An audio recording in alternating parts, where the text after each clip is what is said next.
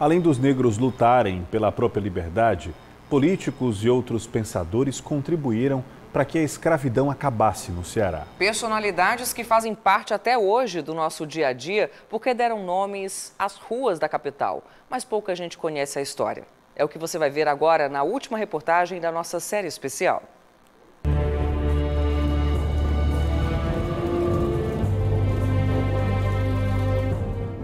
Foi na segunda metade do século XIX que o movimento abolicionista ganhou força no Ceará. A Sociedade Cearense Libertadora foi um dos grupos que defenderam o fim da escravidão. Mas a campanha era conduzida por integrantes da elite urbana, como João Cordeiro. O empresário e político fundou o jornal Libertador, veículo que difundiu o ideal da abolição. O Cordeiro vai ter um papel importante. Ele vai criar a Sociedade Libertadora Cearense e ele também vai criar o jornal Libertador. O jornal Libertador, criado em maio de 1881, certo? 1880, ele vai ser o principal veículo de combate à escravidão no Ceará. Outros políticos também se empenharam em propor leis que beneficiassem escravos. Destaque para o deputado Pedro Pereira.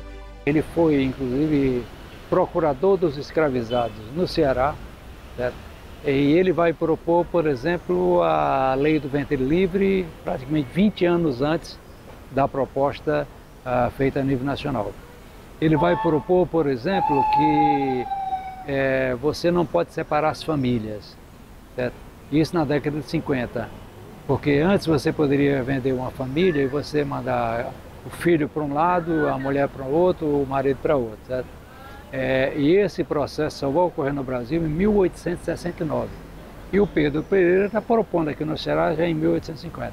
A província do Ceará foi a primeira do país a romper o acordo estabelecido pela elite brasileira de não discutir meios que permitissem a abolição dos escravos após 1850, ano marcado pelo fim do tráfico internacional de escravos no país. Em 1850, você então vai estabelecer uma lei que ela vai pegar, que é a lei de 1850, que proíbe o tráfico internacional.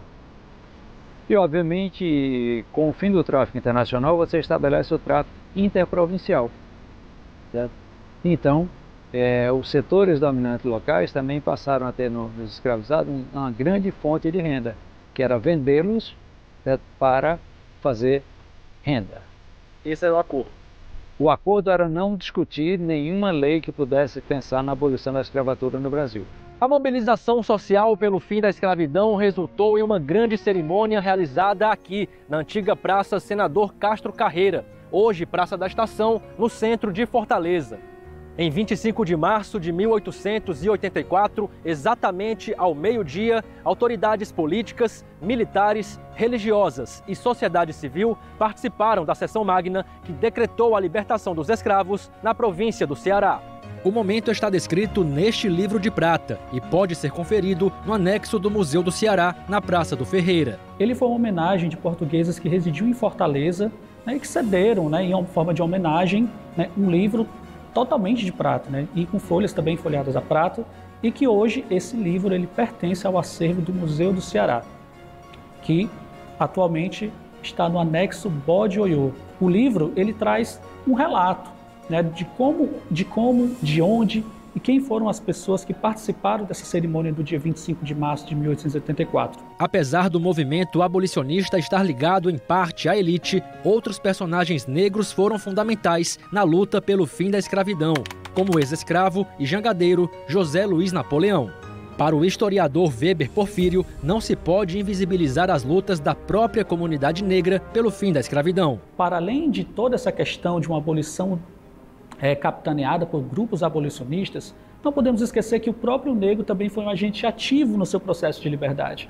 A gente vai ter a questão do Dragão do Mar, vai ter, como já foi mencionado, a preta Tia Simoa, nós vamos ter o Napoleão, dentre outros personagens que muitas vezes acabam invisibilizados por essa historiografia que sempre ou geralmente enaltece essa questão dos abolicionistas. Que a liberdade, símbolo do 25 de março, seja sempre o ponto de reflexão de uma sociedade menos opressiva e mais igualitária, ao evitar que erros do passado se repitam no presente e no futuro. O museu ele guarda os objetos não só para a gente ficar enaltecendo ou glamorizando ou valorizando esse passado.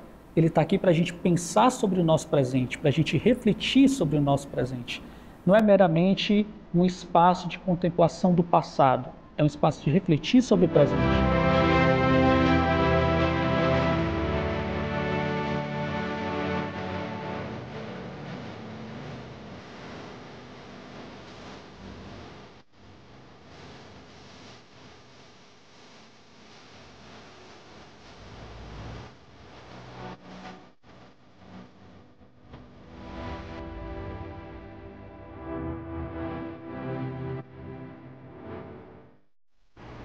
Linda série com histórias que não podem nem nunca devem ser esquecidas.